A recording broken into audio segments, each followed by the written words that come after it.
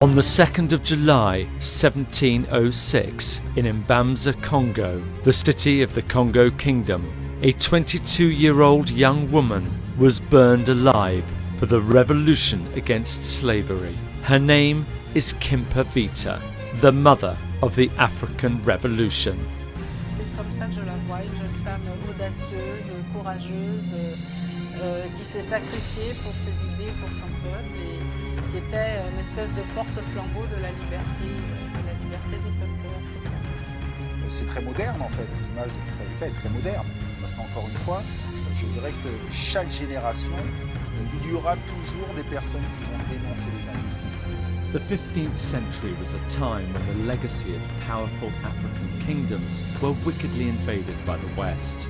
The African people's rich and plentiful history was interrupted by slavery, genocide, and the deportation of Africans to new lands. The Great Kingdom of Congo was no exception.